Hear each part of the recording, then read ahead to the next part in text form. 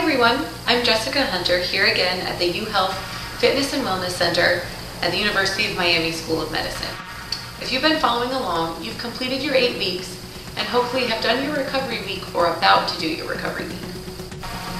Hopefully over the 8 weeks, you've noticed a difference in your strength and you can see the difference in your muscles. Now is also a good time to look back at your New Year's resolution and see how you're doing making progress towards your goals. One of the best ways to make sure you stay on track is to make sure that your goals are SMART. That is, specific, measurable, attainable, realistic, and time-bound.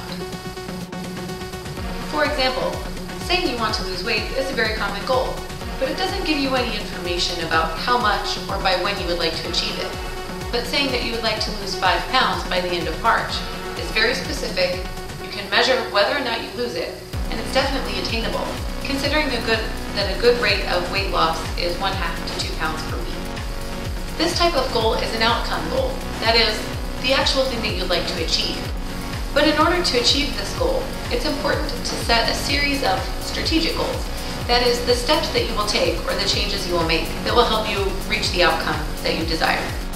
For example, pledging to stop eating dessert with the exception of only once per week, or planning to do at least 30 minutes of cardiovascular exercise 5 to 6 days per week.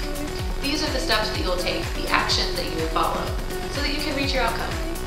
This strength training program would also be a great strategy to help you achieve the outcome that you like, considering that muscle burns more than fat, and increasing your lean muscle mass will not only help you burn more fat, but also help you look better. Speaking of the workout, let's get to the exercises.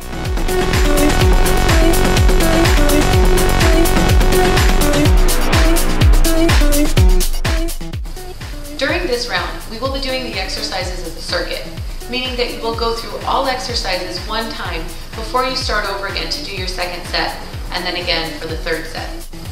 Doing the workout circuit style means that you will need much less rest between sets, which could mean that you will finish the workout a little bit faster than you did before.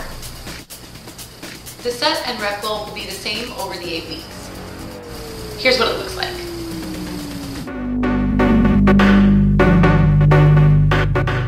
Since the goal of these workouts is to build strength, you might notice that after a couple of rounds, you're actually starting with heavier weights than you did the first time around. This is a great thing, but don't worry, if you've only finished your first or second round of 8 exercises, it might take a little bit of time before you're ready to really move up. The other thing to consider is that some of the exercises, particularly the bodyweight exercises, can be somewhat difficult to modify. So if you find that you're having a hard time reaching 20 repetitions of any exercise, then your goal is to get to 20 before you increase the intensity to move to a lower repetition range.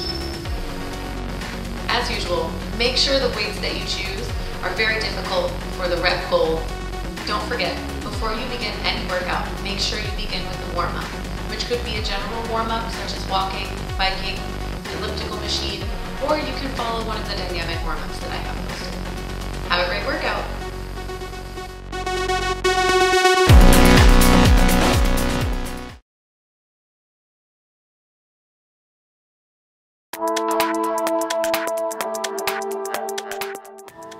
Position the feet much wider than shoulder width apart, toes pointing straight ahead, and posture tall. Sit back and to one side, trying to line up the hip, knee, and ankle at the bottom of the lunge. Press hard into the foot to come back up to a full standing position. Complete all repetitions on one side before moving on to the other side. From the side view, you can see that as the hips go back and the knee bends, the shoulders come very far forward. This is essential for you to maintain your balance, but even as the shoulders come forward, make sure that back stays straight and long. We can add intensity to this exercise in 2 ways. One way is by stepping into the lunge, but as you step, again the foot lands with the toes pointing straight ahead, not out, and the positioning of the body as you come down into the lunge stays the same as when you have the feet planted.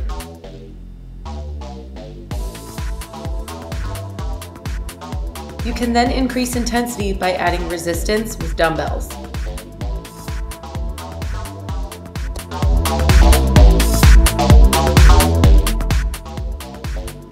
As you can see from the side view, even as you step into the lunge and even with added resistance, the posture stays very long, back is straight, and still getting deep. For the high elbow row, come into a bent over position with the knee slightly bent and abs very strong to support the back. Pull the weights up and slightly out to the side, trying to form almost a straight line from elbow to elbow so you feel a big squeeze between the shoulder blades. Also notice in the bent over position that the back is very straight and the chin is down so that the back of the neck stays in line with the spine rather than looking up and forward as you perform the exercise. From the front view, you can see how high the elbows go. They go above parallel as you pull, and control the movement nice and slow on the way down. To position the band for the butt blaster, place the band across the top of the foot and then crisscross each end underneath so it holds tight around the ball of the foot. Then slide your fingers into the handle, hooking your thumb across the soft strap so you can place your hands flat on the mat to support the band and your body weight. Press the heel straight back, fully extending the knee until the leg is parallel to the ground, holding the body very strong. You will feel the abs working a lot on this exercise. Again here, back stays nice and straight, chin slightly down so that the neck is in line with the rest of the spine. And part of the challenge of this exercise is preventing movement in the shoulders and in the middle body as you press the heel back. To increase the intensity of this exercise, use a heavier resistance band. Bodyweight push-ups can be a very difficult exercise. To begin, you may start in more of an all-fours position. As you can see, the hips are slightly back, over the knees. As you come down into the push-up, make sure that you don't keep the hips high in the air. The body rocks forward. To increase intensity, walk the hands slightly forward, and now from the shoulders to the knees, your body becomes much more straight, leading with the chest on the way down, pressing hard into the hands to come up to the top, and your body rocks with the knees as the axis. From here, we can go into what we call a negative push-up, where you hold full push-up position on the way down and do a modified position push-up on the way up. Make sure you can lower yourself with control, again leading with the chest with the body very straight from shoulders to the toes. When you get to the bottom of the push-up, hold and gently push the knees on the ground. From here, press up again with control in the modified position and then straighten your legs so you can lower yourself down in full push-up position again. And from there, you're ready to move on to the full push-up position. Come again into the bent over position. This time, arms stay straight and press the arms straight up towards the ceiling. The key here is that you squeeze the shoulder blades together as you press the arms up, rather than letting the top of the arm bone point down towards the ground. So you will feel a lot of work in the middle back as well as between the shoulder blades. Be sure to hold that back very straight and strong by contracting the abdominal muscles, neck in line with the rest of the spine, and the easiest way to increase intensity here is by increasing the weights. The bicycle will work the abs and the obliques. As you come up into a crunch, rotate and bring the opposite knee up to meet the elbow. In order to increase intensity here, bring both feet off the floor, knees directly above the hips. And now as you twist, think about bringing the shoulder across the body as much as you can, rather than worrying too much whether or not the elbows touch. There's a brief pause in between, and the shoulder blades should stay off the ground the whole time. To increase intensity, straighten the legs, lowering the leg almost to touch the ground, but not letting that heel rest on the floor. Again, have a brief pause in between, and make sure you're bringing those shoulders as far as you can across the midline. Lie on your side, using your arm as a pillow, so your neck can again be in line with the rest of your spine. Keep the feet together. It is crucial that the feet touch. And then lift both legs simultaneously, lifting from the hip. You should feel this in the side of your body.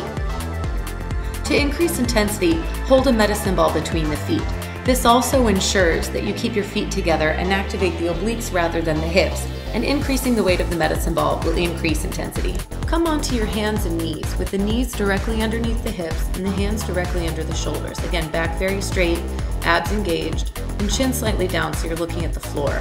Reach the opposite arm and leg, creating a straight line from the fingertips to the heel, so the bottom of the foot presses flat like you're pushing into the wall behind you. To increase intensity, put the hand behind the head, and as you bring the knee in, now rotate and twist so you try to touch your elbow to your knee. If you're not able to touch, just get as close as you can.